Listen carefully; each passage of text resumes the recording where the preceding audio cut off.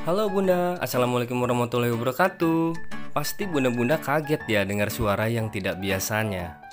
Jadi sekarang itu saya lagi menggantikan pekerjaan istri saya. Karena istri saya lagi sakit Bunda. Ya bantu-bantu sebisanya, apa yang saya bisa saya kerjakan. Ini saya lagi nyapu di teras samping. Teras ini itu dulunya ada saung ya, saung-saung untuk tempat main Dede Prana sama temen-temennya. Kemarin itu kan sempat dibongkar karena si saungnya itu udah dengdek lah, lamun cek Sunda nama udah doyong gitu ya. Jadi daripada membahayakan, jadi mending dibongkar saja.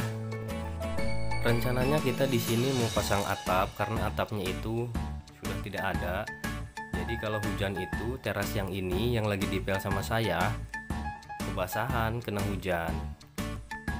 Tapi ya realisasinya entah kapan. Soalnya nunggu uangnya dulu. Uangnya itu belum diguntingin. Masih segede-gede panto Bunda uangnya. Ini tuh masih di teras samping ya. Mau aku bersihin sekalian. Soalnya di sini itu tempat main anak-anak. Jadi lantainya itu pada ngeres. Jadi anak-anak di sini itu pada suka main di sini. Nyamper Dede Prana terus main aja di sini. Mereka itu suka banget kalau main di sini sama Dede Prana. Soalnya di sini tuh banyak mainan-mainan yang biasa dibikin konten sama aku. Jadi numpuk deh mainan di sini. Nah, mainan-mainan itu suka dimainin tuh sama Dede Prana sama temen-temennya. Dan sekarang aku lagi off dulu tuh konten mainan. Soalnya sibuk banget Bunda. Aku tuh harus jagain Dede Prana kalau pas si Mami lagi ngonten. Kasihan kan Dede Prana kalau orang tuanya dua-duanya sibuk. Jadi tetap salah satunya harus ada yang mengalah Bunda. Belum lagi aku tuh harus bantuin si Mami kalau lagi ngonten kan, pegang kamera. Itu pun kalau kakak-kakaknya si Dede Prana udah pada pulang sekolah. Jadi pas saya bantuin si Mami ngonten, Dede Prana ada temennya. Nah beda lagi kalau kita pas lagi ngonten di luar rumah. Dede Prana kadang sama Bi Emar, kadang sama kakak-kakaknya kalau sudah pulang sekolah. Dan kadang juga saya titipin di rumah nenek di Kalipucang.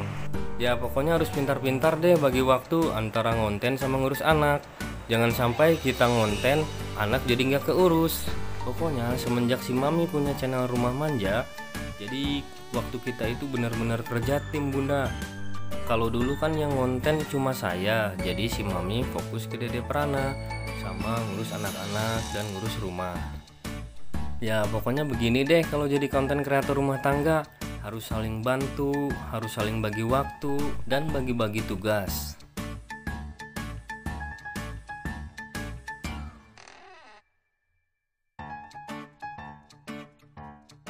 Kita intip si Mami ya. Tuh dia lagi tidur Bunda. Dede Prana juga ikut tidur. Kasihan si Mami kecapean. Udah gitu lagi kena flu dan batuk lagi. Jadi belum sembuh tuh kepala peningnya. Belum lagi hidungnya kadang mampet, kadang meler. Jadi susah kalau dubbing. Ini tuh aku lagi sapu-sapu ya, lagi bersih-bersih di ruang TV, di ruang boneka, di ruang keluarga. Jadi tetap ya namanya rumah ditempatin. Jadi harus dibersihkan setiap hari. Kalau rumah bersih kan sudah pasti Bunda kita betah di rumah. Ini tuh aku lanjut ngepel di ruang TV atau di ruang keluarga. Nah di areal sini itu biasanya kalau ada Dede Prana, waduh berantakan banget Bunda. Lantai-lantainya pada ngeres. Jadi ya setiap hari harus dibersihkan, harus dipel. Walaupun nanti diberantakin lagi tuh sama si Dede Prana, tapi ya nggak apa-apa lah. Yang penting sudah dipel dan agak nyaman gitu. Ini tuh aku ngepelnya pakai kanebo ya Bunda, karena di sini sudah terbiasa ngepel pakai kanebo. Jadi keuntungan ngepel pakai kanebo itu si lantainya cepet kering. Beda dengan ngepel dengan pengepelan yang biasa gitu ya, yang ada tongkatnya gitu. Kalau pakai itu si lantainya susah keringnya, lama gitu keringnya Bunda. Nah kekurangan ngepel pakai kanebo, kita ngepelnya itu secara manual karena nggak ada tongkatnya. Nggak apa-apa lah, yang penting lantainya bersih, keset gitu. dan cepat kering. Ini tuh aku lanjut ke dapur, bersih-bersih dapur, mau sekalian dipel aja. Area ini tuh area kotor, soalnya anak-anak kalau habis dari kamar mandi itu keset-kesetnya itu suka belum kering juga udah berangkat aja gitu ya, jadi suka berbekas gitu di lantai. Hari ini tuh si mami nggak masak ya karena sakit, jadi kita semua itu masak masing-masing. Bang Hilal masak sendiri, Cece masak sendiri, nah saya juga masak sendiri sekalian sama Dede Prana gitu. Tapi pas lagi masak-masak nggak kita record ya karena riweuh lah. Jadi anak-anak itu sukanya masak sendiri bunda daripada suruh beli gitu. Kalau beli kadang-kadang nggak mau, pengennya masak sendiri. Katanya kalau beli rasanya suka nggak cocok, beda kalau masak sendiri, jadi rasanya mereka itu bisa menyesuaikan. Nah sudah beres di dalam rumah, sekarang aku lanjut di luar rumah tuh nyuci mobil. Nah aku tuh mau cerita sedikit ya tentang sejarah mobil-mobil ini. Nah dulu tuh kita cuma punya mobil satu, mobil yang putih, yang ini tuh belum ada. Awalnya tuh kita beli mobil ya untuk keperluan keluarga ya, untuk kenyamanan keluarga. Nah tapi lama-lama si mobil tuh jarang dipakai bunda, karena kita itu memang termasuk yang jarang kemana-mana lah gitu. Nah jadi kita mikir sayang banget gitu ya si mobil itu di garasi terus tanpa kita pakai. Nah suatu saat ada temen tuh yang pengen pinjem mobil gitu ya, pengen nyewa mobil, pengen rental mobil ya, karena temen jadi aku kasihkan. Nah lama-lama banyak juga tuh teman-teman saya yang pengen pinjem mobil juga gitu ya, yang pengen nyewa gitu. Jadi ya daripada mobil di garasi terus, lumayan kan mobil disewakan, jadi bisa buat penghasilan. Kalau disewakan kan lumayan tuh buat nambah-nambah bayar setoran. Karena kita beli mobil itu nyicil bunda alias setor, jadi nggak cash gitu karena nggak ada uangnya kalau cash. Dan alhamdulillahnya kita bisa setor tanpa mengeluarkan uang sendiri, jadi kita setor mobil itu dari hasil rental mobil itu sendiri bunda gitu. Kalau di kampung kan masih banyak ya yang belum punya mobil, jadi mereka itu memang banyak lah yang butuh kendaraan atau butuh mobil untuk keperluannya gitu. Nah lama kelamaan karena yang peminat penyewa mobil itu semakin banyak, jadi kita memutuskan untuk ambil mobil lagi tuh bunda. Nah kita ambil mobil yang ini nih yang lagi dicuci gitu. Kita ambil mobil yang ini juga kredit juga bunda, dan sampai sekarang pun alhamdulillah belum lunas. Jadi kita tuh beli mobil bukan untuk gaya-gayaan bunda, bukan untuk pamer-pamer atau apalah. Jadi kita memang niat beli mobil itu untuk usaha bunda gitu. Saya pernah baca ada komen-komenan yang masuk begini katanya, bunda mah udah kaya, mobilnya aja udah 2 gitu. Ya kita mah alhamdulillah aja lah disebut kaya.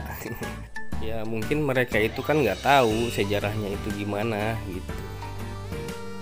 Kita mobil 2 juga awalnya setoran semua bunda ya, tapi kalau sekarang yang putih itu sudah lunas alhamdulillah.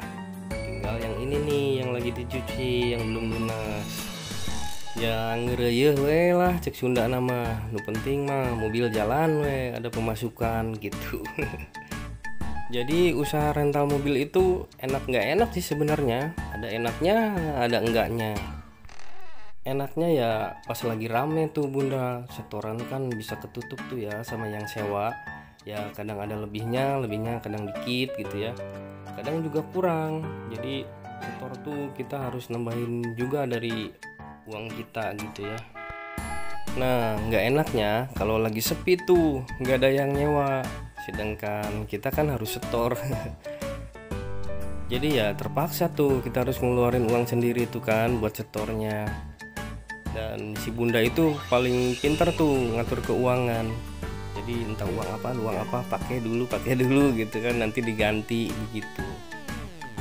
Nah, ada lagi tuh yang nggak enaknya. Ini bisa dibilang resiko kan untuk usaha rental kendaraan atau rental mobil.